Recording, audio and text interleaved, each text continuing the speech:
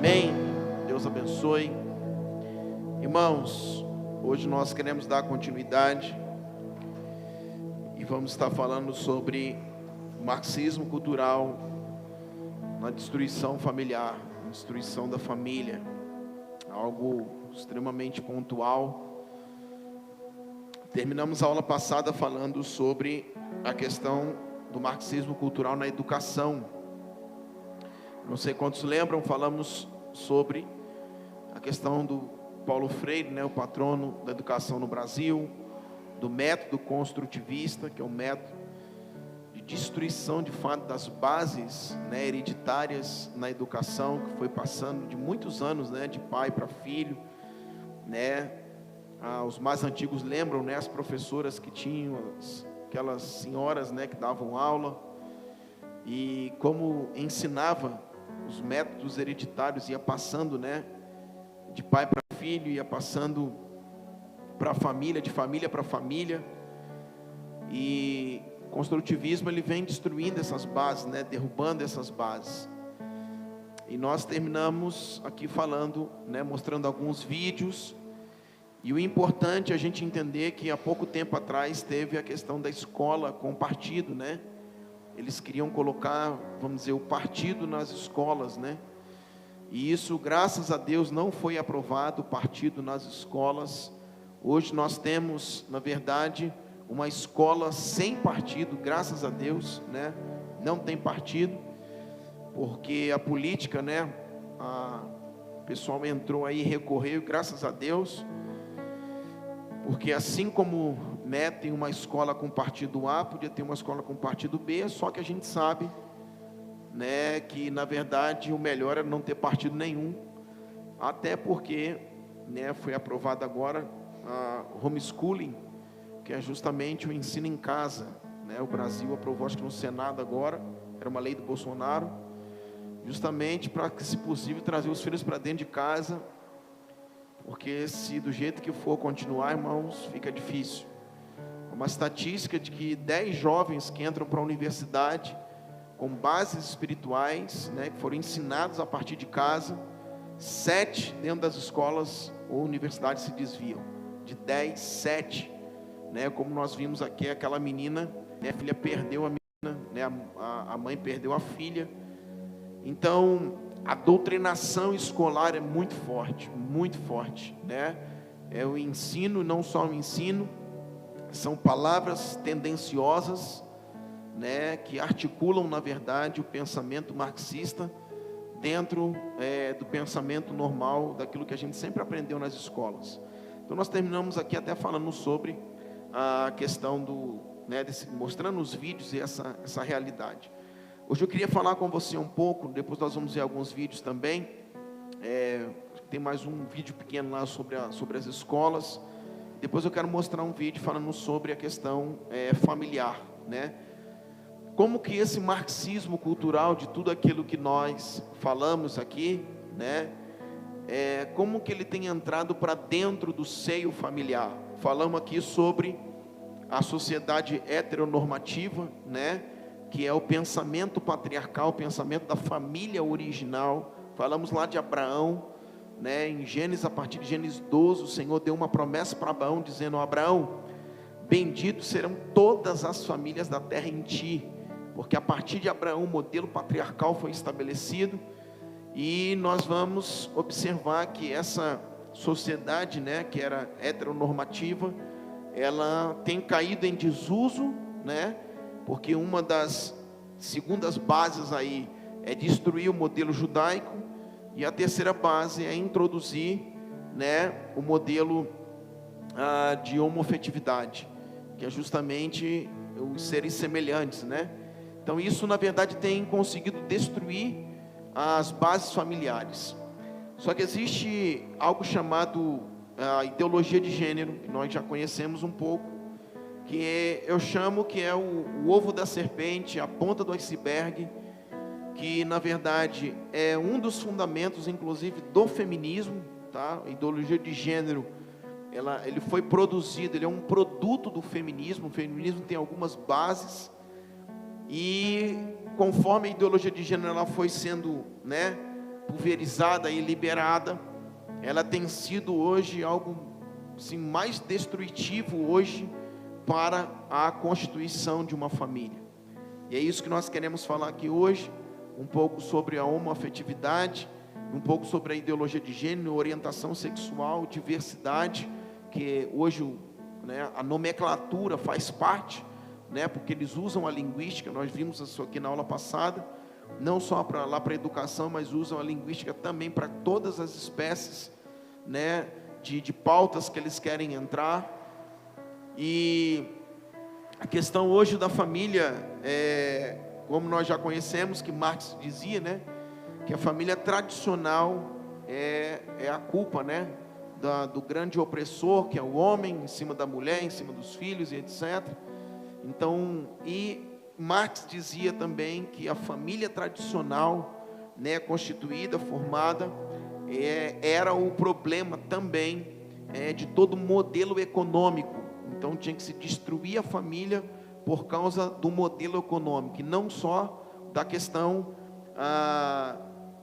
da opressão, né, do marido ou do homem sobre a mulher, mas também Marx via que os modelos de produção, né, os meios econômicos eram prejudicados por causa da família comum, da família patriarcal, né?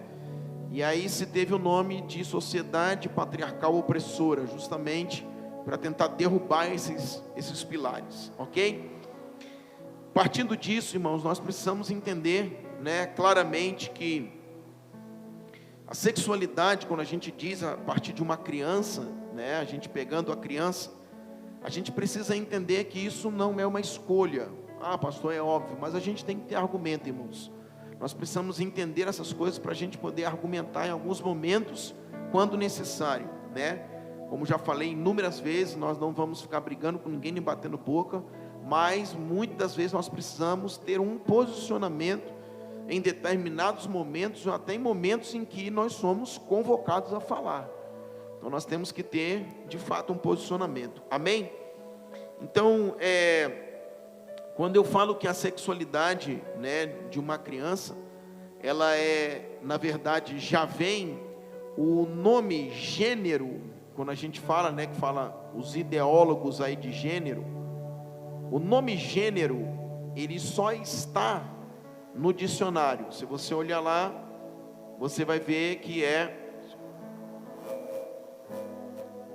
você vai observar que é a cadeira, né, o sapato. Então existe uma diferença de gênero e sexo, tá? Então uma criança, ela não nasce com gênero, ela nasce com sexo. Nós precisamos entender isso. Então quando a criança ela nasce, né, o indivíduo ele nasce, é masculino ou feminino, ok?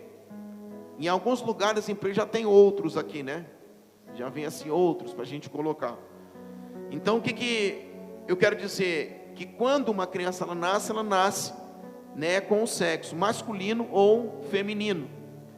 A grande questão de ideologia de gênero, por que gênero e não sexo? Então ideologia de gênero é justamente um motivo para que eles possam, né, introduzir justamente essa guerra da sexualidade.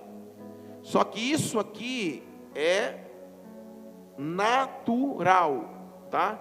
Já se nasce, é natural. Melhor dizendo, é biológico, tá? Isso aqui é biologia, macho e fêmea. Está lá no Gênesis, macho e fêmea os criou, ok? Então quando eles colocam a questão do gênero, é justamente intencional. Para quê? Para que eles possam desenvolver justamente esse nome chamado ideologia de gênero, né, os ideólogos de gênero, para justamente trabalhar o quê? O comportamento. Então aqui a gente já tem uma base muito grande, só nisso aqui, tá? Então, seja um homem ou a mulher, um menino ou a menina, não tem gênero. Para começar a história, tem sexo, masculino ou feminino. Que isso aqui vem da biologia, ninguém pode mudar isso. Por que eles colocam a questão do gênero? Porque gênero lá no dicionário é a ou o, né? O sapato, a boneca, por exemplo. E aí eles vão começar a trabalhar em cima da questão comportamental. Então, como, né, a sociedade se comporta, esse tal indivíduo que nasceu, independente do sexo, nós temos que olhar para o gênero, porque o gênero vai apontar se ele vai querer ser homem ou se vai querer ser mulher. Independente do que ele é, se é macho ou fêmea, se é masculino ou feminino. Então, o que determina, obviamente, a sexualidade, e isso fala, obviamente, da construção da família tradicional, né? O homem e a mulher, o macho e a fêmea, e isso até no reino animal, em todo reino animal isso acontece. Nós vamos observar que os ideólogos aí de gênero, né, a teoria, né, os teóricos da ideologia de gênero, eles entram dizendo isso aqui, por quê? Porque uma das coisas que eles muito trabalham é em cima do social. Isso significa, toda a vida que essa pessoa que acabou de nascer vai viver é comportamental, baseado nos seus convívios, vamos dizer assim, sociais. Então, se ele convive, vamos supor, né, com um homem, essa menina tem possibilidade de ser homem. Se convive com uma mulher, esse menino que nasceu tem possibilidade de ser mulher. Então, fica uma coisa que a gente vai ver, não respeita justamente isso aqui que é natural, que é biológico, tá? Ninguém pode, na verdade, desfazer a biologia, ok? Então, qual é o grande problema disso aqui? O grande problema, né, que tem, na verdade, causado a destruição da família tradicional, da família do modelo patriarcal, é justamente fazer com que, quando o indivíduo ele nasce, e esse comportamento dele, né, está sendo tendencioso, ele está sendo influenciado e colocado no meio social, desenvolvendo nele um comportamento contrário à natureza que ele nasceu. Qual é o grande objetivo disso aqui? O grande objetivo, irmãos, isso aqui é a coisa mais demoníaca que existe, é que o marxismo cultural na destruição da família, ele passa de uma revolução cultural para uma revolução sexual.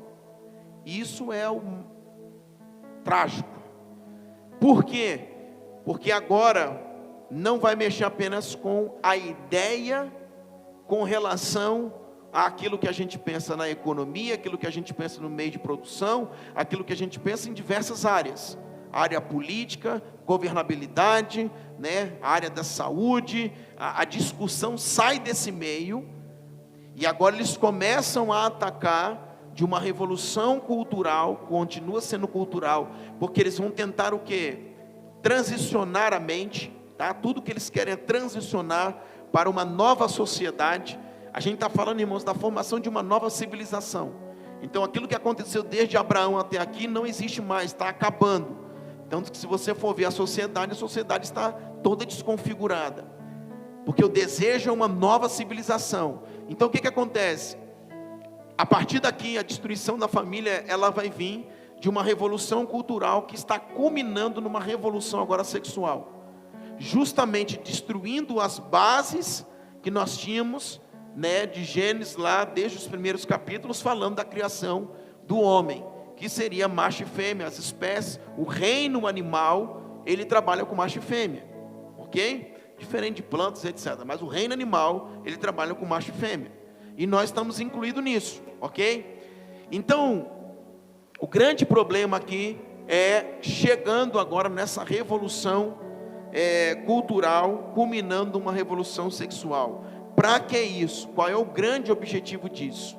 Irmão, deixa eu dizer uma coisa para você. Uma pessoa, obviamente que ela é mudada, tá, nas suas características normais, biológicas, automaticamente essa pessoa, ela tem toda dificuldade, ou ela não consegue enxergar Deus como Deus, ou Deus como Pai.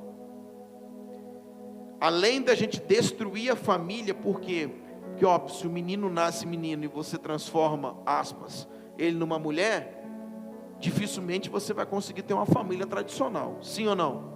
Então é a destruição da família. Agora, Por que a destruição da família?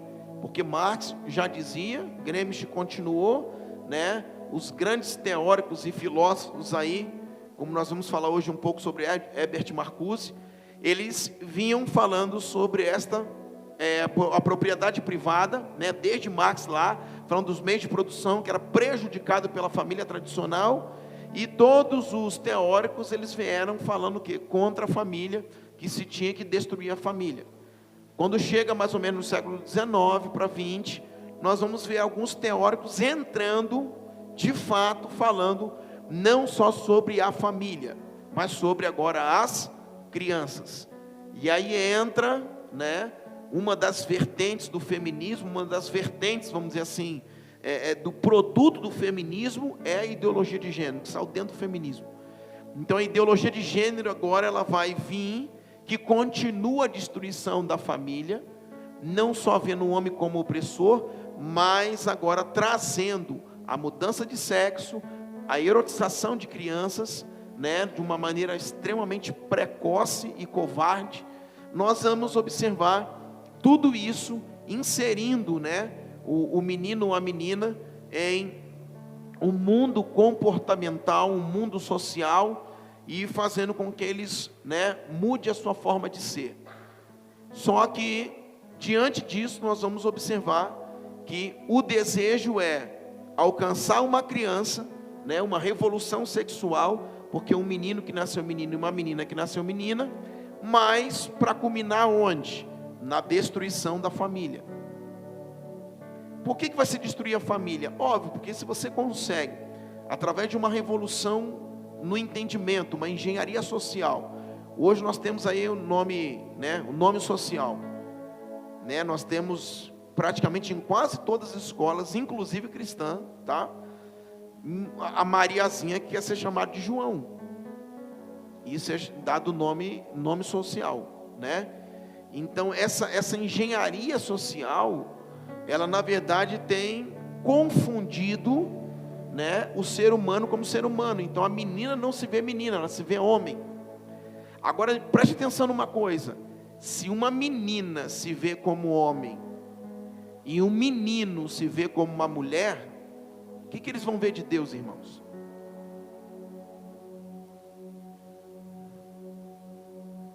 Você está entendendo onde eles querem chegar? Por isso que eu falei desde o começo aqui, que quando a gente olha, a primeira coisa é proteger os nossos filhos e proteger a nossa vida, dizendo não a essa sexualidade, às vezes precoce, errada, enganosa, fora dos padrões bíblicos do modelo de Deus. Primeira coisa que a gente pensa. Mas por quê? Porque meu filho ou a minha filha não pode ser exposto a isso. Ok, isso é muito bom. Só que o objetivo não é esse. O objetivo não é só que o seu filho seja exposto a uma prostituição, é que o seu filho seja exposto ao ateísmo. O pano de fundo é ateísmo. O pano de fundo é que uma menina que foi convencida, que não foi falado para ela que ela, na biologia, ela é mulher, mas que no comportamento social ela pode mudar e ter o comportamento de homem, e ela acaba, entre aspas, virando um homem. Como que uma menina ou um menino desse que agora virando mulher, e daqui a pouco tem a questão da troca de sexo, o Ministério da Saúde está, né, entrando para fazer até cirurgia de troca de sexo e etc. O que eu quero dizer para você? Eles vão constituir família? Não vão. Heteronormativa? Não, jamais. Só que além de não construir família e destruir a família, eles chegaram onde eles queriam. A ponta do iceberg, a ideologia de gênero está apontando para um lugar, e esse lugar é o ateísmo. Observe uma coisa: desde os tempos antigos, quando nós observamos aquela pulverização, desde o século V, onde, né, a igreja de Roma foi oficializada, o paganismo começou a entrar na igreja, aquele negócio todo, o cristianismo foi oficializado a religião do império, e houve aquela mistura toda de Estado, né, e igreja, que é um grande problema, é um dos problemas que nós temos hoje. Por quê? Porque sempre quando a igreja se mistura com o Estado, o que acontece? O Estado se aproveita da igreja. Então, que nós observamos? Desde aqueles tempos, nós vimos um modelo de substituição. Então eles queriam substituir o Cristo pelo um santo, substituir, né, um padrão de Deus pelo um outro. Isso foi o catolicismo romano a vida toda e outras religiões. O que a agenda quer fazer no fim dos tempos? Não é só uma substituição, é uma anulação. O ateísmo não é substituir Deus, é anular Deus da história. Então veja que o movimento começou com uma substituição. Vamos substituir esse Deus de Israel. Só que ele vai terminar com uma proposta de anulação. Nós precisamos anular esse Deus de Israel. O negócio é mais sério do que a gente imagina. Ok? Estão comigo aqui, gente? Amém? Então vamos lá. O que nós precisamos entender? Que eles querem implantar algo para ofuscar a visão dessa pessoa, desse indivíduo, dessa criança, como Deus. Eu já falei para vocês aqui, vou repetir. Algumas pessoas, né, até que era homo, que nós conversamos, elas se viam, na verdade, como um monstro. Expressão usada da boca deles. Eu me vejo como um outro ser. Eu me vejo como um monstro. Irmãos, uma pessoa que se vê desse jeito vai ver Deus? Nunca. Consegue enxergar Cristo? O Deus como Pai? Jamais, porque Ele mesmo se vê como um monstro. Ok? Amém? Então vamos lá.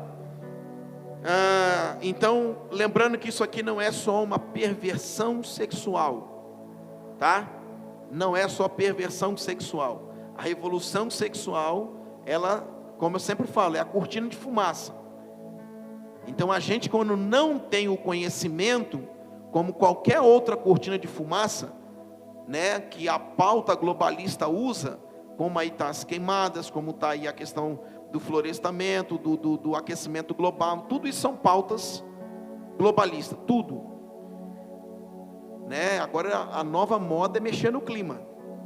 Então, não posso citar o nome do homem aqui, mas o que eles querem agora é de fato controlar o clima. Então eu quero que fique 40 graus durante 3 meses no mundo. Eles vão mexer. Essa é a nova moda agora do momento. Tudo isso são pautas globalistas, do mundo não globalizado, do mundo globalista, dos detentores do poder aí do mundo paralelo. O que acontece? Por trás disso está a grande ideologia de gênero. Por quê? Porque eles precisam formatar um modelo de mundo para poder alcançar os seus ideais. Inclusive, a diversidade de gênero já está na pauta da ONU. A Agenda 2030 fala sobre diversidade de gênero. Tá? Então, não é perversão sexual apenas. Lembre-se que tudo isso é uma cortina de fumaça. O que é a cortina de fumaça? Quem assistiu minha live há muito tempo atrás vai saber. A cortina de fumaça, quando tem uma fumaça, você não consegue ver o outro lado, sim ou não? Você só vê aquela fumaça. Mas por trás está acontecendo muitas coisas. Então a ideologia de gênero é isso, é uma cortina de fumaça que por trás existe algumas mãos movimentando o mundo. E os nossos olhos estão aonde? Eu vou cuidar do meu filho, eu preciso cuidar do meu filho. Ai meu Deus, o meu filho, a minha filha, ai meu Deus. E por trás o mundo está sendo articulado. O que está sendo articulado? O globalismo trazendo o ateísmo, o esfriamento global do cristianismo, o cumprimento da agenda marxista no mundo. E a gente está só olhando para o nosso filho. Ok, eu tenho que olhar para o meu filho e cuidar do meu filho e da minha filha. Porém, eu preciso entender e combater isso, que não é, eles não querem só pegar o meu filho, eles querem pegar o mundo, eles querem pegar a igreja, ok?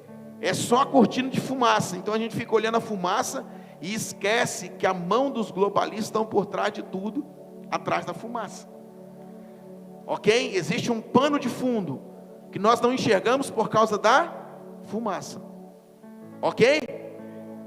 Então vamos lá. Ofuscar a figura do Pai é o objetivo deles. Um ser que cai nessa, do comportamento social, ele tem uma revolta contra Deus. Por isso que a maioria deles, você vai ver que eles são ateus. Eles se declaram ateus. A maioria deles se declaram. Os que não se declaram, às vezes estão meio incubados lá, mas também são a maioria ateus. Ok? Vamos lá. O que eu preciso entender? Que eles querem colocar através da ideologia de gênero, eles querem colocar a pedofilia, o incesto, a zoofilia, eles querem colocar toda espécie de aberração sexual que se tornou de uma revolução cultural para uma revolução sexual. Então eles querem colocar toda espécie, tá, voltada ao sexo, toda espécie de aberração, né, que Deus abomina, para o que? Destruir a família. Destruindo a família tradicional, destrói a sociedade, destrói também a igreja e destrói também a figura de Deus dentro da família e da sociedade. Ok? O que nós precisamos entender? Eles dizem que, na verdade, o sexo, né, eu falei aqui, comportamento social é sociocultural. Então, assim, dependendo da cultura do povo, né, do que a sociedade, do que o povo vive, esse indivíduo ele vai ter como escolher o que ele quer ser ou ele quer viver. Porém, nós precisamos entender uma coisa: existe o sexo para eles, né? Aqui o sexo de nascimento e o sexo de escolha. É o que eles dizem, né? O que nós vamos ter que entender? Isso vai contra três coisas. Vai contra a razão, tá? Vou botar aqui, ó. Isso vai contra a razão, vai contra a ciência e vai contra a experiência. Se você pegar, são três coisas, está aqui no cantinho, mas só para a gente. Vai contra a razão, contra a ciência e contra a experiência. Três bases de quando, né, o reino animal ele foi criado. Ele vive três tipos de coisa: a razão, a ciência e a experiência, tá? Então começa a destruir a razão. Por isso que a gente olha uma questão do gênero e a gente fala, mas isso aí não tem sentido. Na verdade não tem razão. Vai contra a ciência. Então se é homem, se é mulher, é mulher. Está indo contra a ciência. E vai contra a experiência. Por quê? Porque a sociedade homoafetiva não tem como procriar. Ok? Então está tudo ao contrário daquilo que é o padrão que Deus estabeleceu. Na biologia, ninguém nasce com gênero, e sim com sexo. Já falei isso. Gênero só existe na gramática, tá? Nascemos com sexo biológico. Isso é reino animal. Então você pega o cachorrinho lá, irmãos, ele nasceu ou macho ou fêmea, tá? O que determina o sexo é a biologia e não o gênero. Foi o que falamos aqui. Então isso precisa estar na ponta da nossa língua. O que determina o sexo não é o gênero. Tá bom? Eles afirmam que as crianças, quando nascem, são indiferentes em relação ao gênero. Então assim, se eu pegar dentro, né, do comportamento social ali do pai, da mãe, ou, né, hoje da constituição das famílias, aspas, que tem, eu vou pegar esta criança e a cultura imposta no comportamento social que essa família vive, né, homoafetiva, eu vou conseguir o que? Impor sobre aquela criança. Só que se você pegar, nós sabemos disso, um menino e uma menina, e nós soltarmos ele sem influência nenhuma, se nós soltarmos no meio de brinquedo e etc., você vai ver que eles têm tendência, o menino ir para o brinquedo do menino e a menina ir para o brinquedo da menina. Isso é fato. Eu nunca vi um garotinho, tá, pegar uma bonequinha e ficar bonitinho. Mesmo que a mãe não tenha ensinado, uma menina ela tem a condição de pegar uma bonequinha e ficar. O menino já não faz. O menino já pega o boneco e bora voar. Sim ou não? Glória a Deus. Então, marreta, irmãos, marreta, dizendo que a construção é sociocultural imposta. É o que eles declaram. Construção sociocultural imposta. Isso significa, segundo aquilo que eu imponho, que eu estou impondo para eles, é o que eles vão viver. Então, se eu pego um menino e forço ele a gostar de rosa, até a boneca, aquele negócio todo que a gente sabe, o que vai acontecer? Ele vai se tornar menina. E isso significa, ele tem um comportamento de gênero voltado para a menina. Então, mas, na verdade, isso não é uma verdade. Porque se a gente pegar naturalmente, você vê que o menino tem tendências e a menina tem tendências. Não estou dizendo que é 100%, isso não é. Claro que o pai e a mãe, que isso é argumento da Constituição Federal, não é nem só da Bíblia.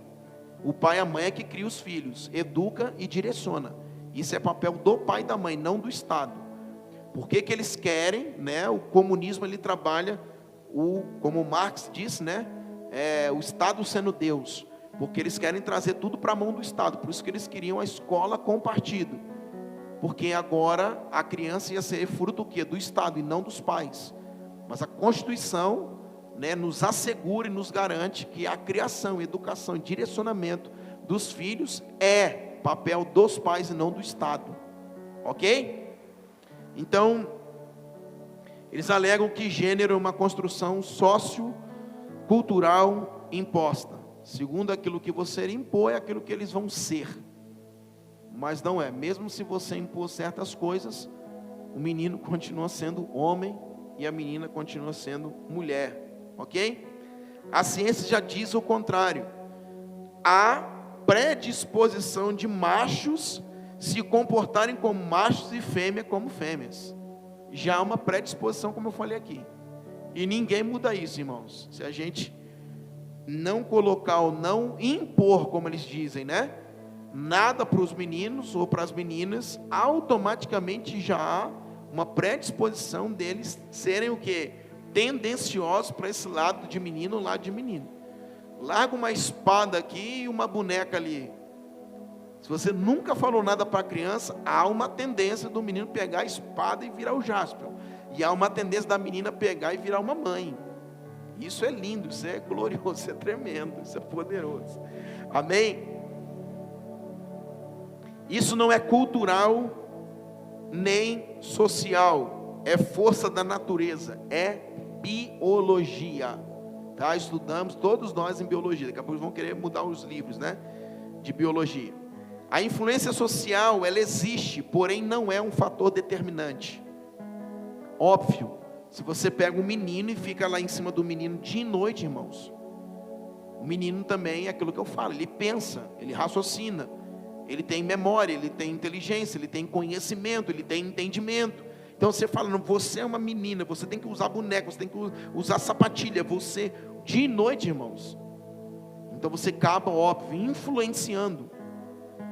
Agora, se você largar os dois, existe uma predisposição, do sexo que vai gritar mais alto, não adianta, ok?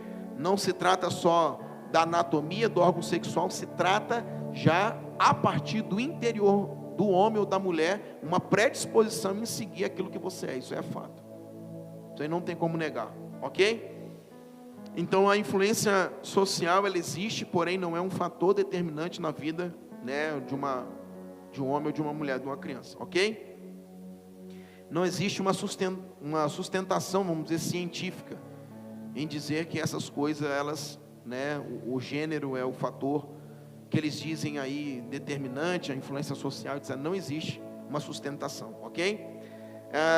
Vamos lá, 4 coisas, se você quiser anotar, não vou escrever aqui não, mas 4 coisas que nós precisamos entender. Um menino ou uma menina, primeiro, o reino animal herda características psicológicas do sexo que veio. Então, naquele sexo que veio, seja masculino ou feminino, homem ou mulher, macho ou fêmea, herda características psicológicas. A começar, irmãos, até pela questão hormonal. O que acontece? Característica psicológica é isso aí. O menino vai querer arrancar a espada. da cintura, desembanhar a espada, a menina vai querer uma boneca. Isso são características psicológicas. A menina, às vezes, até aquela menina que é meio moleca, né? Que é criada com um menino, que é criada com, às vezes, assim, de uma forma diferente, de um jeito ou de outro, ela vai ter características femininas. Não tem como roubar isso, ok? A não ser como eles falam, né? Que o gênero é algo, né? Vamos dizer assim, imposto, né? Sociocultural, imposto, as características.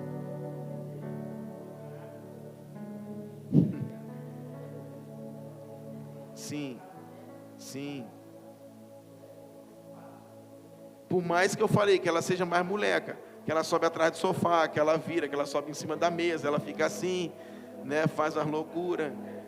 Por mais que ela seja aí, você vê que ela é feminina, né? Ela sobe em cima da mesa e quer fazer show, né? Não sei com que ela aprende. Noé não faz isso, né, Hector? Mas ainda que ela seja ainda que ela seja esse mistério assim, mas você vê, né, que é uma menina. Irmão, não adianta, a gente tem que, vamos lá. Então, herda as características psicológicas, primeiro ponto. Segundo, ordem cromossômica. Existe uma, eu não tenho mais perdido, tinha no meu e-mail, vou buscar novamente, mas nos Estados Unidos da América, foi feita uma pesquisa gigantesca sobre ordem cromossômica, e bateram o martelo na América, dizendo que é impossível alguém nascer homossexual, impossível, tá? Essa pesquisa eu perdi, eu tinha no meu e-mail, eu vou buscá-la novamente, porque são coisas que me respaldam, mas a ordem cromossômica lá, o XX e XY, não tem jeito, tá? Agora passa de ser só uma biologia e vai um pouco além, né? Uma biologia já é genética, né? E não tem como mudar esse fator. A questão de anatomia, né? O menino nasceu e a menina nasceu, na sua anatomia é homem e mulher, então não se muda. Hoje, né, se fazem a troca de sexo, que é uma aberração gigantesca, né? E não só, querido, né? A gente não estou falando nem de órgão sexual, estou falando de anatomia. Por exemplo, o menino não tem ovário, a menina não tem próstata. Então, irmão, pelo amor de Deus, pode até trocar o sexo, né? Fazer uma invenção louca, demoníaca, só que, se você olhar por dentro, a anatomia é de mulher ou é de homem. Só se arrancar os órgãos tudo, né? Mas fora do comum, né? Então, a anatomia é de menino ou de menina. E a questão do órgão sexual, hormônios e tudo mais. Então, você vai ver que mulheres tomam hormônio, testosterona, né? Para virar homem, na verdade, né? E vice-versa. O camarada ou a mulher, quando quer virar homem, e os dois aí, o androgênio, a testosterona, tomam esses hormônios e demais, né, anabolizante, tudo, para poder ter características do homem ou da mulher. Mas ainda que tome o hormônio, né, não vai desenvolver 100% as características de um homem nem de uma mulher. E segundo, a anatomia é diferente, o órgão sexual é diferente, então não tem jeito, né? Para a gente é até uma loucura ficar falando essas coisas, né? Mas tem que falar. Amém? Então vamos lá, vamos fazer um teste aqui. Experiência. Eu vi um vídeo desse aqui, acho que foi na França, achei muito interessante, eu tirei isso aqui desse vídeo.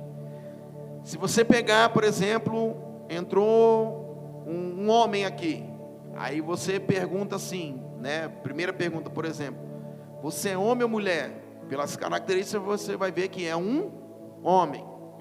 Se ele é adulto, você perguntar para ele, você é criança ou é adulto?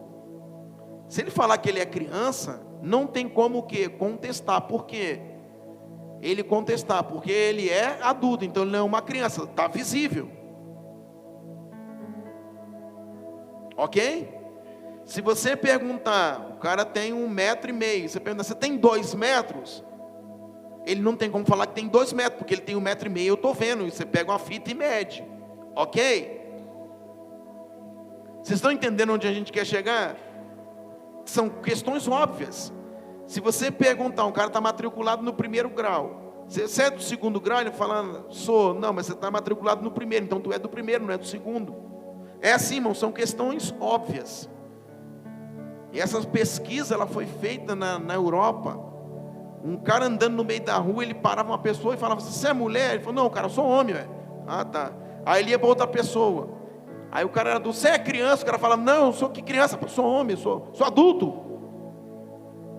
Aí no final do vídeo ele fala assim, você está vendo como que a gente não tem como, né, levar em consideração o que eles dizem? Por quê, irmãos? Porque são coisas naturais, são coisas que você, né, está, inclusive até vendo, né, até visivelmente. Vamos lá. Nós temos aqui alguns aparatos, só para a gente dar continuidade, sobre o respaldo que nós temos da Constituição. Falei que ia passar para vocês. Artigo 229 da Constituição brasileira, ela diz, os pais têm o dever de assistir, criar e educar os filhos menores.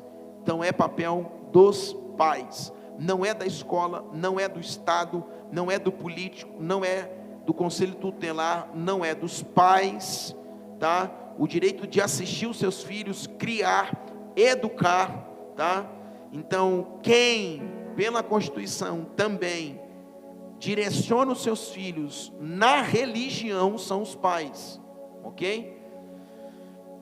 Nós temos um artigo também, artigo 240 do ECA, aqui já não é a Constituição, é o Estatuto da Criança e do Adolescente.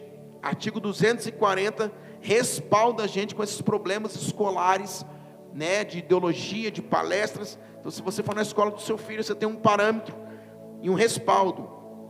Artigo 240 diz, produzir, reproduzir, dirigir, fotografar, filmar, registrar por qualquer meio, cenas de sexo explícito ou pornografia envolvendo crianças ou adolescentes é expressamente proibido. Então se a escola, ela expõe, pastor, mas quando que a escola, irmão? No livro do seu filho. Há tão pouco tempo aquela aberração, que disseram que é cultura, né, do homem nu lá em São Paulo, deitado, e a menina, a garotinha lá exposta. A gente não precisa ir muito longe. E aí a OAB entrou, um advogado de direito constitucional, dizendo que era lícito expor a criança à arte. Dizendo que aquilo era arte. Então está dizendo o ECA, o Estatuto da Criança e do Adolescente. Agora, irmão, sabe o que eu quero dizer para vocês? Qual é a força que a gente tem contra isso? As coisas acontecem, ninguém milita, ninguém se levanta, ninguém fala nada. Muitas vezes isso a gente não sente tanto como o mundo, sabe por quê? Porque a gente não vive nesse mundo. É óbvio que eu nunca ia numa exposição daquela, nunca vou num lugar desse, não frequenta, não é o nosso normal, né? A gente não vai nesses lugares. Agora, irmão, se você vê a realidade que o mundo está vivendo, lugares que esse povo está vivendo, é coisa terrível. E você vê que eles vão avançando, a força que tem, como vão articulando as coisas, aí começa a aparelhar o Estado, ligar o AB, ligar, e vai pegando todo mundo, irmãos, eles vão avançando, e aí acionam, na verdade, esses, né, lugares que estão sendo aparelhados, como a OAB, né, que entrou nessa questão aí, dizendo que era arte, que era lícito e etc e tal. Mas o Estatuto da Criança e do Adolescente está aqui respaldando que ninguém pode fazer isso com as crianças. E aí você entra na justiça e perde. Não tem força. A sociedade não se junta. Artigo 79, Lei 8069. As revistas e publicações destinadas ao público infanto-juvenil não poderão conter ilustrações, fotografias, legendas, crônicas e anúncios de bebidas alcoólicas, tabaco, armas, munição, e deverão respeitar os valores éticos e sociais da pessoa e da família. Então, se respeitar os valores éticos e sociais, os valores que eu exerço dentro da minha casa, a escola, a revista, a publicação, seja o que for, não pode ferir os valores que eu sigo. Então não é direito da escola, ok? E O artigo 26, inciso 3 também fala mais algumas coisas, ok? Vamos lá. Eu quero terminar aqui para a gente poder ver os vídeos. Falei aqui há um tempo atrás sobre Herbert Marcuse, eu não sei quem lembra, que foi um sociólogo, tá? Filósofo também,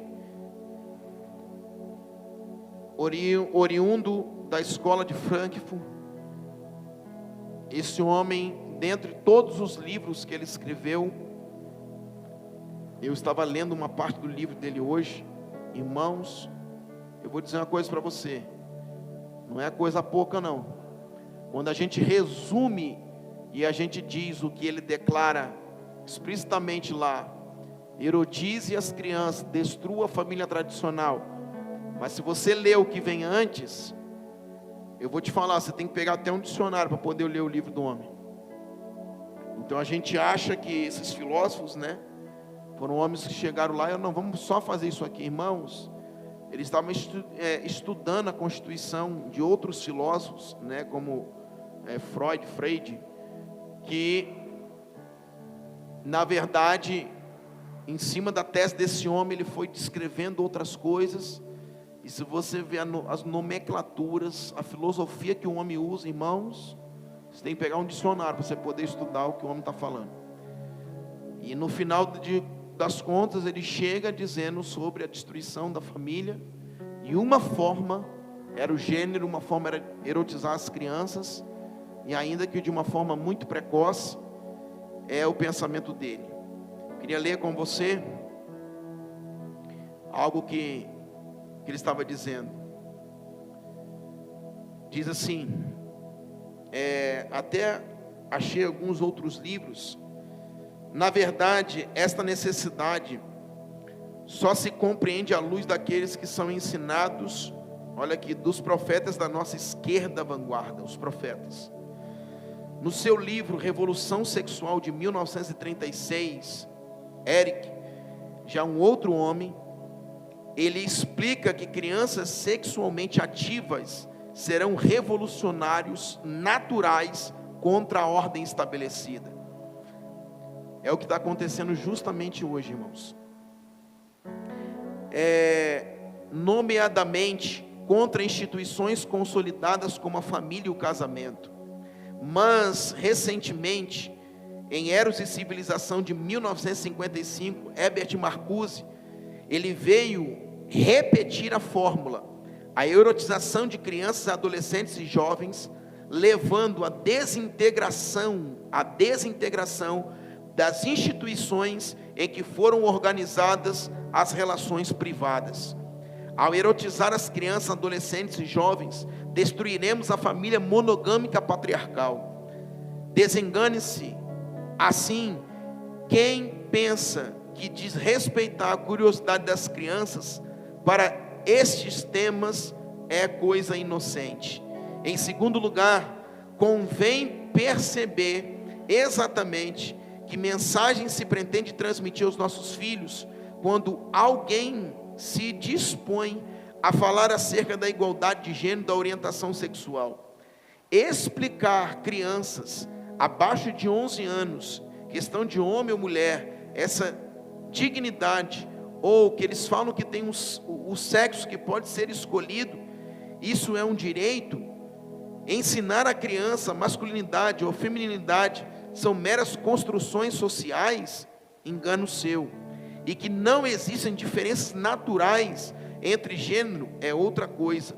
Explicar a uma criança, por exemplo, de 11 anos, que se deve discriminar os pares em função da sua orientação sexual, isso é uma coisa normal? Ensinar uma criança que não existe diferença ou consequências decorrentes dessas orientações, tudo isso é uma outra coisa que precisamos repensar. E aí ele vem descrevendo, irmãos, junto com esse outro ideólogo aqui de gênero, que escreveu a Revolução Sexual de 1936, ele vem descrevendo justamente, falando sobre, né, como deveria torturar mentalmente essas crianças, e não expondo apenas ao comportamento social, né, de um pai ou de uma mãe, ou, né, da família hoje, entre aspas, formada, dois homens ou duas mulheres, mas ele está falando justamente da exposição sexual de crianças. Isso significa, ele descrevendo, dizendo que se a gente, na verdade, né, quando uma criança ela é exposta na escola, né, ela já tem ali os seus 11, 12, 13 anos, e hoje crianças menores até, de 7, às vezes crianças de 4, 5 anos já estão sendo expostas precocemente, de uma forma pervertida, a essa questão sexual. Então, esse livro, né, Revolução Sexual, que não é de Herbert Marcuse, tá, de 1936, ele fala literalmente sobre a família monogâmica patriarcal, sobre a forma de acabar com a família monogâmica erotizando as crianças. Então, irmãos, para a gente terminar aqui, falando sobre, esse é a grande ponta da destruição, tá, da família, de fato, pegar esse poder de parentes, né, parental, né, que o pai tem, que o avô tem, que as pessoas têm, e tirar as crianças, né, de perto de quem vai ter uma orientação de forma correta. Essa é a forma da gente tocar as crianças. Existem alguns teóricos também que falavam sobre tirar as crianças de poder dos pais, né? Foi aquilo que falamos, né, inclusive até sobre a questão do Enem, etc. Tire essas crianças de perto dos pais. A grande doutrinação, né, escolar não está dizendo a respeito apenas, né, de um partido, até porque as crianças nem entendem isso, mas a doutrinação, ela também está inserida, né, a diversidade de gênero, e tudo isso só é uma forma de alcançar o marxismo para a destruição da família monogâmica patriarcal, tá? Da família tradicional, família normal, família que inclusive não está só na Bíblia, está na nossa Constituição brasileira. Por isso aí o desejo de mudar o nome, né, do pai, da mãe da Constituição, e cada vez mais, dentro da formulação, né, desses teóricos, aí, desses filósofos, eles vêm trabalhando esta revolução cultural, que dentro da família só tinha um jeito, através da revolução sexual. Então não se constitui mais a família tradicional, né? Os filhos que hoje existem, eles estão sendo orientados de uma forma pervertida, né? Fazendo com que o menino vire menina e vice-versa, e só tem um fim isso aí, irmãos: destruição da família, né, monogâmica, da família patriarcal. E isso vai fazer com que a família seja destruída, a igreja seja atingida, mas que também o fim disso, né, dessa ponta do iceberg, é justamente eles não conseguirem ver mais Deus como o Pai, Deus como Deus. E aí, irmãos, está estabelecido, né, o ateísmo. Se você pegar a maioria dos ativistas, né, que falam sobre isso, eles declaram abertamente que são ateus. Declaram abertamente: nós somos ateus. Então o objetivo é chegar nisso aí. Ninguém que é desconfigurado na sua sexualidade consegue ver Deus como Deus. Se nós aqui em Cura Interior falamos, né, dos vários efeitos da orfandade, do abandono, da rejeição, da bastardia, né, de tudo aquilo que nós viemos tratando há tanto tempo. Se a gente fala a dificuldade dessas pessoas às vezes se relacionarem com Deus, né, mas estão na igreja, foram criados às vezes dentro da igreja. Agora você imagina quem foi desconfigurado na sua normalidade sexual, na sua sexualidade, na questão, né, de homem ou mulher, de macho e fêmea, de masculino ou feminino. Essa pessoa de forma alguma vai conseguir ter a imagem de Deus como um pai, ou de Deus até como Deus, ok? Então eu vou parar aqui, nós vamos passar alguns vídeos. Tem alguns vídeos que são um pouco menores, tá? Outros são um pouco maiores. Mas eu termino dizendo: Herbert Marcuse foi um sociólogo e filósofo alemão, tá? Ele veio oriundo da escola de Frankfurt, e ele se naturalizou norte-americano. Lembra que eles saíram lá, né, fugido quando Hitler estabeleceu o nazismo na Alemanha. Ele se naturalizou norte-americano, pertencente à escola de Frankfurt. O seu livro, Eros e Civilização, incentivou a revolução sexual na década de 60. Fui dar uma olhada nesse livro, né, esse cara que estava escrevendo, e alguns dos pontos que encontrei foram esses pontos justamente dele falando, irmãos, dentro da filosofia, uma estrutura extremamente difícil até de entender. Então são teóricos, irmãos, que eles não vêm com apenas uma teoria, né? A psicanálise é extremamente usada para fazer a pulverização desse pensamento deles, ok? Então quando eu digo que a gente precisa dar uma estudada, que a gente precisa entender algumas coisas, tem algumas bases, irmãos, é porque esses teóricos aqui não são homens que, eu acho que tem que ser assim, não, irmãos. Eles explicam A por A mais B, óbvio, né? Segundo a base deles lá, mas explica por A mais B por que tem que ser assim. E aí, irmãos, vai uma multidão de gente, porque a área do saber, ela é bonita, né? Quando um filósofo vem, fala, discursa, não, mas ele sabe falar, mas ele tem uma dialética, mas ele tem, né, uma oratória, mas ele isso, mas ele aquilo, e isso torna muito bonito, e isso vai levando uma gama de jovens, uma gama de pessoas que vão entrando, né, nessa convulsão social, que é o marxismo, que que penetrou em todas as áreas aí, ok? Vamos lá? Aquela do YouTube, passa para mim, naquela ordem que você botou para mim.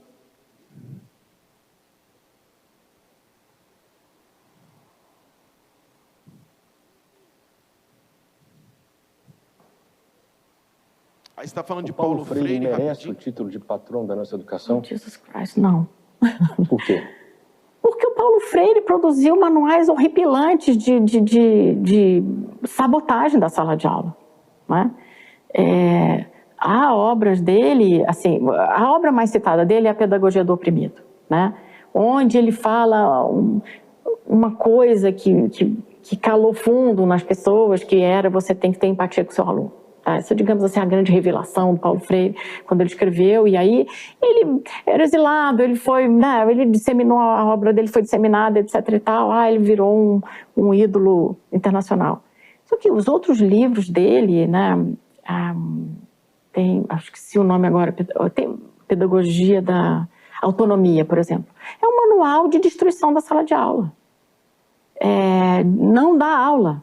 O compromisso é com a revolução, né? Compromisso com a sua posição política dentro da sala de aula. E aí é uma licença para não ensinar. Por isso é que ele é o patrono, né? Ele é muito citado em estudos internacionais. Por que ele é tão citado assim? Qual que é o ponto? É a Pedagogia do Oprimido.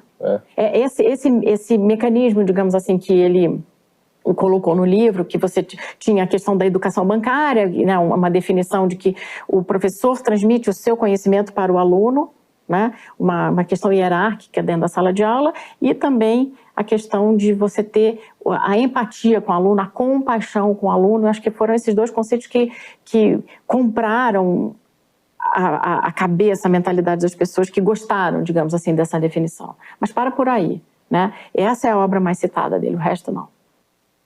O Paulo Freire...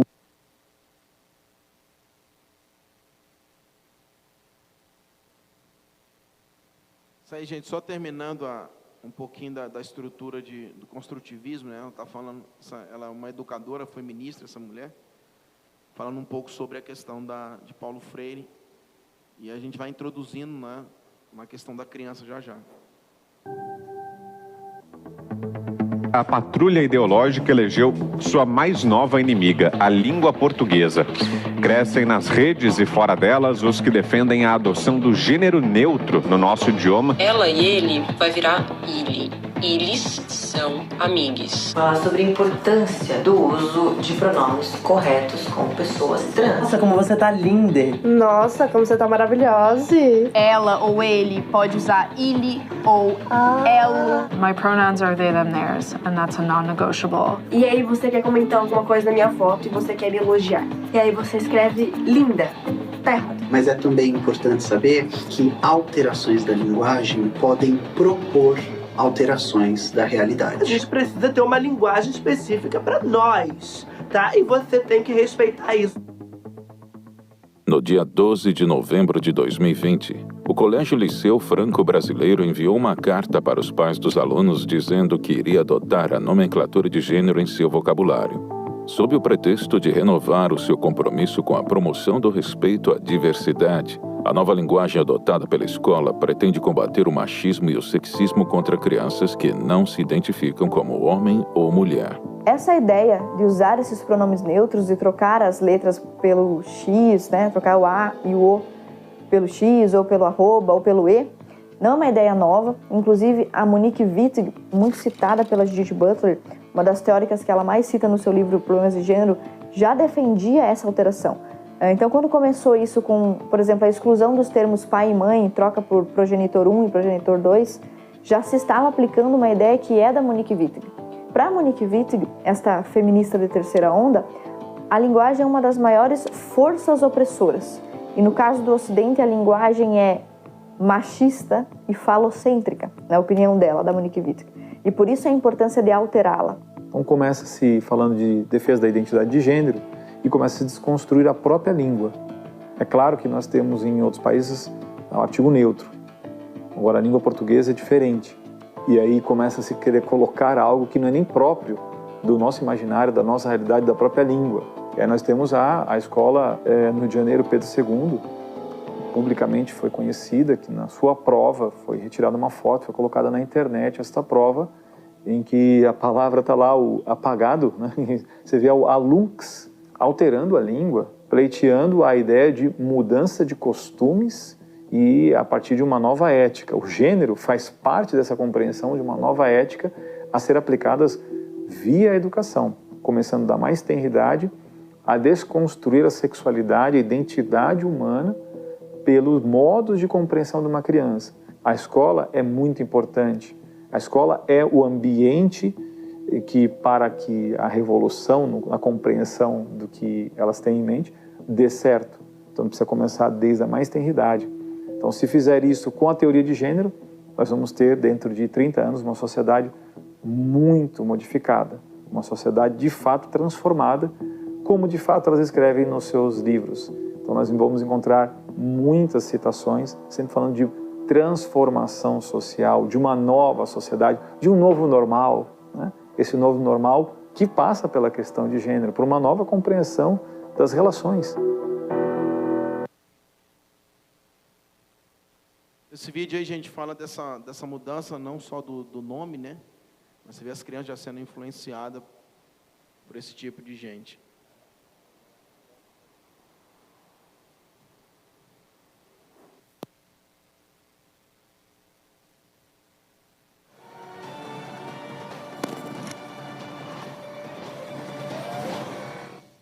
Veja o que é partir de uma premissa falsa. Toda a formatação da política feminista de 17 foi feita à luz do pensamento marxista. Então, ali foi uma tentativa de implementar o que Karl Marx dizia, e obviamente que Karl Marx não poderia estar errado na cabeça do pessoal, né? Então, tem uma obra, a obra fundamental, digamos, que dá um alicerce a isso daí, é uma obra que foi publicada em 1884, ou seja, Karl Marx morre em 1883, ou seja, depois que ele morreu, não é? Na verdade, quem publicou foi o amigo Engels, mas se você pegar o prefácio de 1884, vai dizer o próprio Engels dizendo, olha, isso daqui, quem realmente escreveu foi o meu falecido amigo, eu só dei uma melhorada. Foi uma obra escrita a 4 mãos. E lá, eles partem de uma premissa falsa, uma premissa antropológica falsa, que a gente não dá para detalhar aqui, mas ele lança um postulado que isso aí permaneceu ao longo de todo o movimento feminista e permanece até hoje. É que a obra é da origem da família, da propriedade privada e do Estado, né? A premissa é: a família é uma instituição endemicamente perversa, porque surgiu como? No momento em que o macho escravizou a fêmea, usando da força, tornou ela uma espécie de escrava sexual, com isso tomou-a como propriedade, os filhos também vêm no embalo, como se diz, né? E depois surge um Estado que vai dar suporte a essa opressão. O macho disse, fique em casa que eu vou brigar com as feras lá fora, passar os perigos, ou seja, a divisão do trabalho, surge a propriedade, a divisão do trabalho, surge a desigualdade. A família é a origem de toda a opressão, da desigualdade. Isso foi colocado em 1884, nesta obra, e ele diz, aí é simples, tudo fica fácil. Se nós quisermos acabar com a desigualdade, com a propriedade, e se a família é a fonte de tudo isso, o que é que a gente tem que fazer? Tem que acabar com a família. Então, veja, esse negócio da abolição da família, esse negócio de... A família tem que ser, como Karl Marx dizia, aufgehoben, tem que ser abolida. Ele diz isso em 84, ele diz isso lá em 48, no Manifesto, ele diz isso em 46, na Deutsche Ideologie. Então, ele diz isso sempre. Isso pegou. Se você pegar todo o fio condutor da cultura marxista, você vai ver que isso é lugar comum. Tem que acabar com a família. Em 17, os caras levam isso a sério, e um dos motivos para tirar a mulher de dentro de casa é este: enfraquecer os laços familiares. E não é teoria da conspiração, está escrito. Isso está tudo lá. A Alexandra Kollontai escreve lá em 1920, o Comunismo e a Família. Você cita isso no livro. Falando um pouco da base do marxismo, né, contra a família.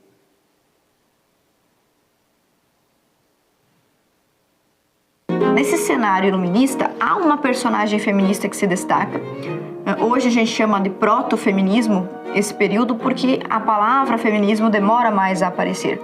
Mas é comum se dizer que a mãe do feminismo foi Mary Wollstonecraft. Ela é considerada a primeira feminista.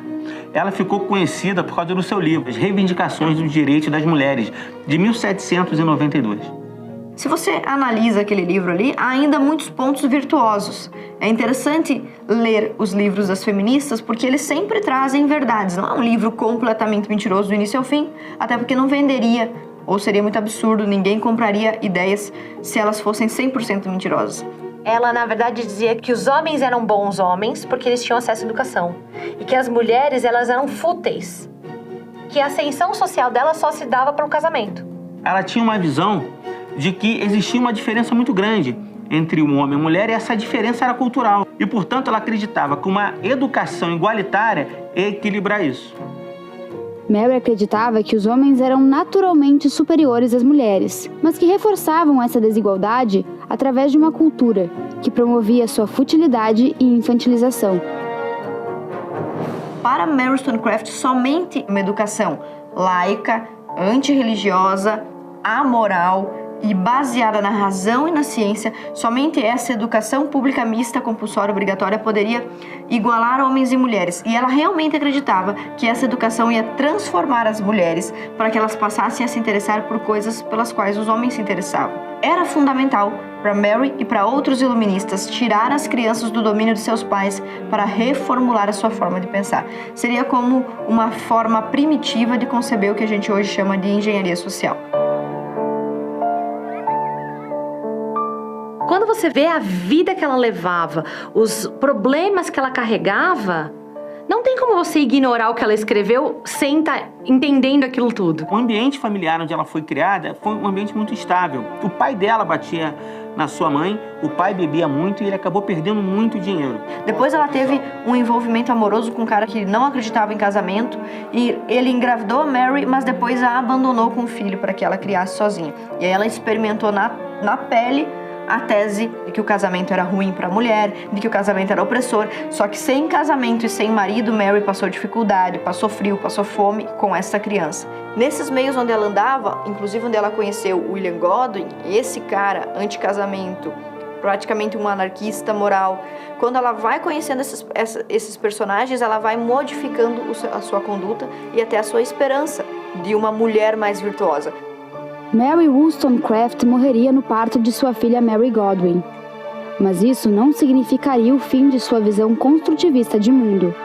Mary Godwin daria continuidade ao pensamento de sua mãe com o livro Frankenstein ou O Prometeu Moderno. Sua mãe morreu dando à luz a você. E aí você cresce, sua mãe é conhecida pelos seus escritos. E aí você lê falando que sua mãe detestava a maternidade. Imagina o peso que você carrega, né? Muitos especulam que o livro Frankenstein tem muita conexão com a própria biografia da Mary Godwin, que depois vai se tornar Mary Shelley ao casar com o poeta inglês Percy Shelley. Então a gente vê aí, pessoal, aquilo que eu falei da cosmovisão, né, de como ela foi criada, né, e surgiu esse ideal do feminismo. E do feminismo foi falado ali, inclusive, né, de tirar as crianças, né, da criação, do recinto dos pais. E a ideologia de gênero, ela veio desse pensamento aí feminista, entendeu? Para vocês entenderem a origem um pouco disso tudo. Nós realmente temos visto vários youtubers, personalidades, até artistas que nem deveriam ter essa autoridade intelectual, comentando essas questões de gênero. E sim, esse ativismo judicial e legislativo, através de propostas como essa ADI do PSOL, com projetos de lei que já foram apresentados por Jean Willis, Érica Cocai, etc. Todos eles se baseiam no conceito de gênero como distinção entre gênero e sexo.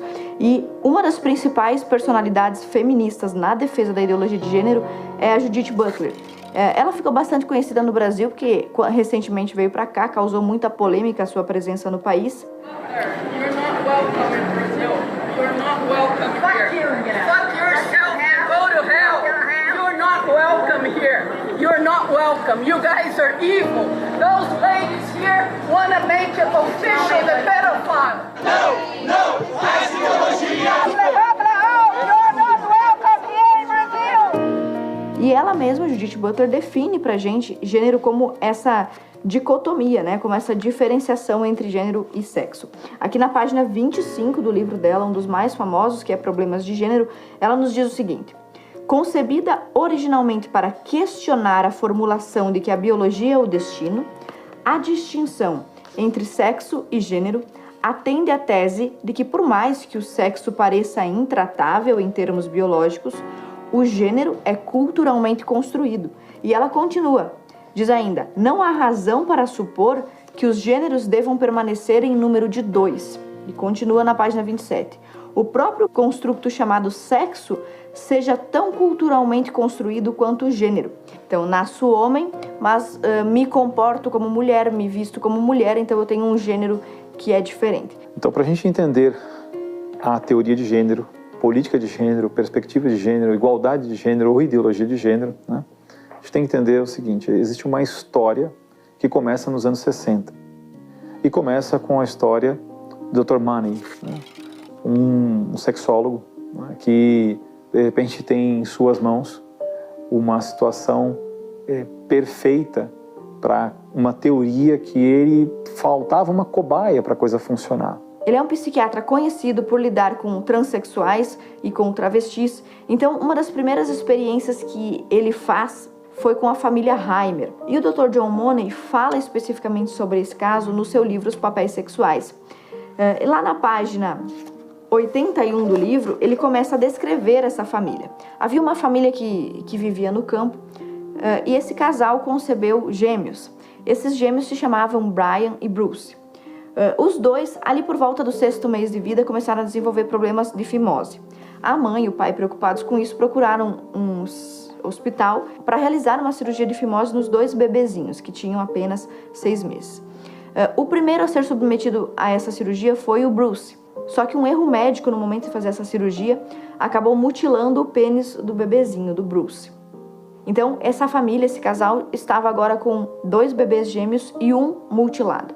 Então, esses pais, muito angustiados, em determinado momento, assistiram na televisão, para você ver a relevância e a autoridade que o Dr. John Money tinha, um programa onde o Dr. John Money aparecia apresentando um travesti, uma pessoa que havia mudado de sexo, e que, portanto, era um experimento de sucesso, demonstrando que um homem pode ser uma mulher ou uma mulher pode se transformar em um homem com facilidade e com sucesso. Então, assistindo isso, esses pais começaram a procurar por essa alternativa, a alternativa de ressignificar o sexo ou a identidade da criança. Então, foram convencidos pelo Dr. John Money e outros especialistas a criar o pequeno Bruce como se fosse uma menina e mudaram imediatamente o nome dele para Brenda. Eles foram convencidos também que mais tarde, aos 12 anos, poderiam fazer uma cirurgia plástica nessa criança para que ela tivesse uma vagina construída por cirurgiões plásticos. A gente lê aqui no livro do Dr. John Money que ele tinha expectativas gigantes com esse experimento. Ele diz, por exemplo, uma vez que a criança mal tinha começado a falar quando os pais se decidiram pela reformulação, havia uma excelente probabilidade da identidade sexual não estar ainda muito diferenciada na direção masculina. Então, o Dr. John Money era um pesquisador que acreditava que a criança deveria começar a sua transformação antes dos 2 anos de idade e que isso praticamente seria uma garantia de sucesso. Mais tarde, um dos seus adversários intelectuais resolveu ir atrás do caso. E o Dr. Diamond, investigando, finalmente encontrou a família Heimer. Encontrou o Brian, o antigo Bruce, que agora se chamava Brenda, e os pais. E quando ele encontrou essa família, encontrou uma família destroçada. Pai e mãe no alcoolismo, na esquizofrenia, problemas psicológicos, depressão. O próprio irmão, o Brian, já tinha se tornado um esquizofrênico com problemas em drogas, acabou inclusive morrendo por uma overdose. E quando o Dr. Diamond, então, finalmente encontrou a Brenda, pôde contar a Brenda que o caso dela tinha sido vendido como um caso de sucesso. E isso deixou o antigo Bruce, agora a Brenda, revoltado com a situação e o levou a contar a sua história. Então começou a refazer a sua biografia, a se informar sobre o que tinha sido dito sobre ele e contou para o mundo que esse experimento tinha sido fracassado e que tudo que o Dr. John Money escrevia nos seus livros, nas revistas científicas sobre esse caso, era uma mentira. Desde criança, o Bruce, que era a Brenda, não se sentia confortável com o vestido, com roupas cor-de-rosa, não conseguia se ajustar na escola, problemas de sociabilização, não se sentia uma menina, era mais agressivo e mais afeito às brincadeiras de menino do que normalmente uma menina é. E aí se descobre também através do Dr. Diamond que esses encontros anuais que o Dr. John Money fazia com os irmãos eram extremamente violentos, de mau gosto, até criminosos, se diria. Eles relatam, por exemplo, terem sido submetidos a encenações de relações sexuais entre os 2 irmãos, e o objetivo seria gravar ou fixar na cabeça das crianças qual era a atividade sexual do macho e da fêmea. Todos esses absurdos só foram revelados mais tarde, quando o Bruce ou Brenda resolveu contar a sua história. Então, esse caso, esse primeiro experimento, que foi o experimento do Dr. John Money, acabou com o suicídio, com a morte do irmão Brian, com o suicídio do David Heimer. Então, o Bruce, que virou Brenda, que virou David, acabou na vida adulta se suicidando, mesmo depois de ter tentado constituir família, não conseguiu lidar com o trauma da sua história. E os 2 pais visivelmente abalados no alcoolismo, na depressão, enfim. A família Heimer foi todinha, os 4 membros dela, destruída pela ideologia de gênero. Irmãos, tá aí então uma história, tem mais um pouquinho de vídeo, já estamos terminando. História desse menino, né, terrível que aconteceu, um médico, um psiquiatra, né?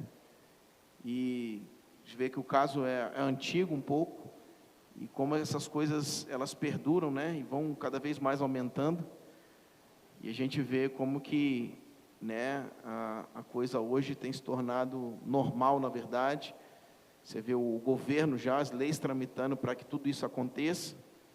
E o fim do menino lá foi o suicídio, os pais num terrível fim também, por causa da questão, né, fugindo da questão original que Deus criou. Vou passar agora rapidinho, só mais, tem 2 videozinhos aqui, são pequenos também. A história de uma família, passou no Fantástico. Dante e Gael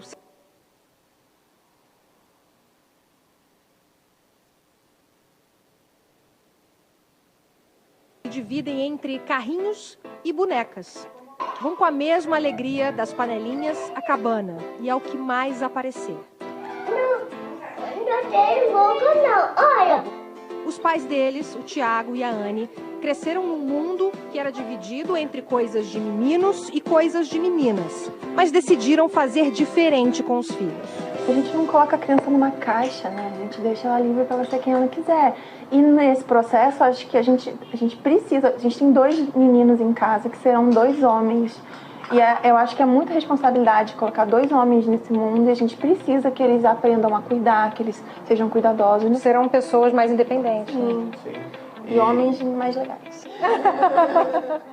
É dessa forma que a diretora Stella Renner acredita que as crianças precisam crescer. E ela mostra isso no documentário Repense o Elogio, que estreia esse mês. Às vezes o elogio é a projeção de um padrão. Você chamar uma menina de princesa, você está chamando ela de loira, delicada, branca, de olho azul. Você está chamando ela de alguma coisa pré-estabelecida. Nós adultos, a gente saber que as palavras vão ter ressonância por uma vida inteira e que a gente está dando contorno para aquela personalidade, já vai fazer com que a gente repense o elogio. E a gente elogie de uma forma que a liberte, que não crie limites e sim crie possibilidades para ela ser quem ela nasceu para ser.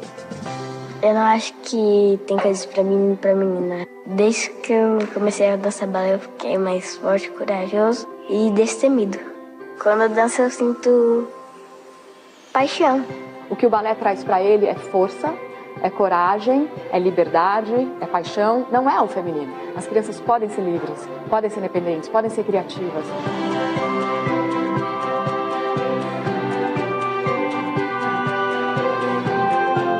Brinquedo não tem gênero, brinquedo não tem sexo, as crianças podem brincar com o que elas quiserem. Somos nós, adultos, que estipulamos, olha, isso não pode, isso não é de menino, isso não é de menina, isso não é certo, isso é errado.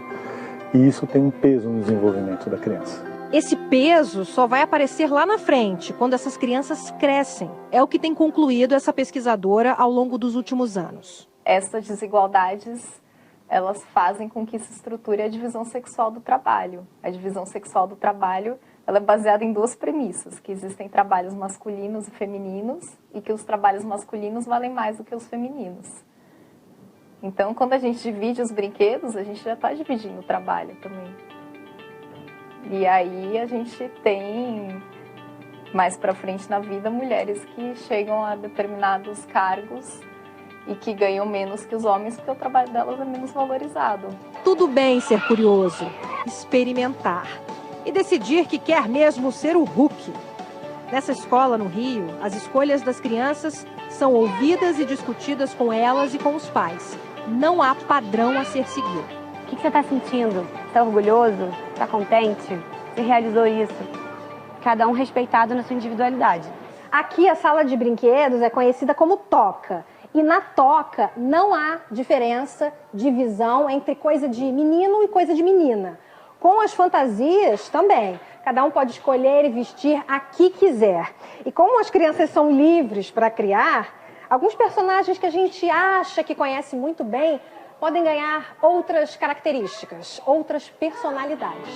Na escola, inclusive, a gente vê meninos vestidos com umas fantasias, por exemplo, que é da Branca de Neve, mas se você pergunta pra eles, quem é você?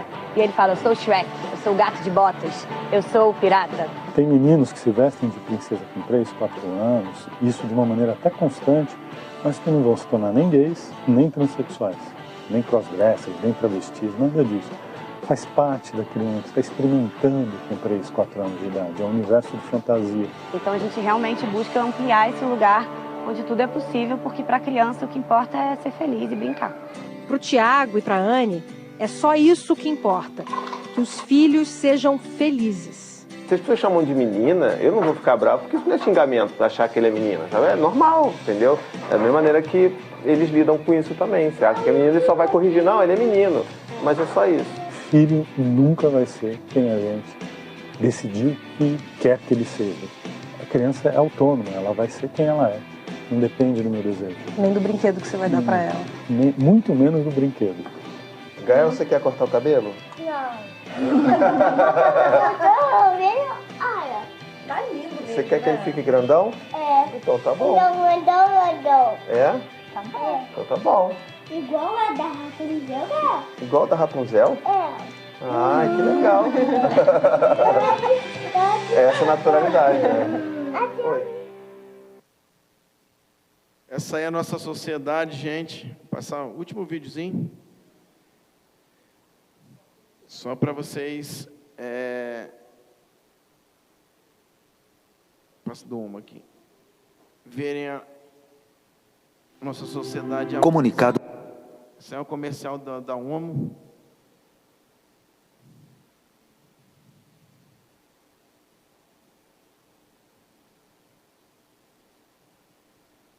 aos pais e mães. Comunicado urgente para pais e mães. OMO convoca pais e mães a fazerem recall de todas as brincadeiras que reforcem clichês sobre gênero, com o objetivo de ressaltar a importância da experiência e do desenvolvimento das crianças. Meninas podem sim se divertir com mini cozinha, mini aspirador e mini lavanderia, mas também podem ter acesso a fantasias de super-heróis, bloquinhos de construção, carrinhos velozes e dinossauros assustadores. E meninos também devem ter toda a liberdade para brincar de casinha, gostar de castelos, trocar fraldas de bonecas e ter uma incrível coleção de panelinhas. Porque mais importante do que o brinquedo é a brincadeira, a participação dos pais no processo de aprendizagem e os momentos que vão marcar a vida delas para sempre. Esse comunicado tem caráter educativo e busca convidar pais e mães, nesta data tão especial, a incentivarem seus filhos a se divertirem sem se preocupar com cores, regras ou padrões. Junte-se à OMO na campanha pelo direito de toda criança de se sujar e brincar livremente. Compartilhe o vídeo e seus momentos que marcam ao longo da semana com a gente. Não deixe o Dia das Crianças passar em branco. Amém, gente? Essa aí é a construção da nossa sociedade que está indo devagar com esses comunicados, aos poucos. Nós temos aí muitos outros, né? Que aparecem na mídia, na televisão, no rádio. E assim nós temos visto essa transformação aos poucos. Esse é o grande perigo. E a gente vai achando, né? A sociedade vai achando normal e vai aderindo a esses padrões.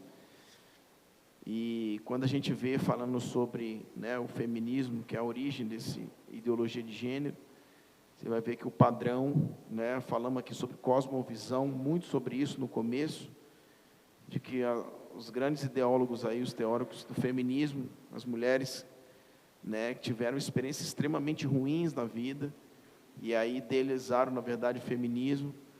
Então a gente vê que é a cosmovisão que a pessoa tem na vida, né, a partir daquilo que viveu, né, uma experiência extremamente negativa, constrói um ideal de vida formatado naquilo que passou, e isso vai sendo levado para a sociedade.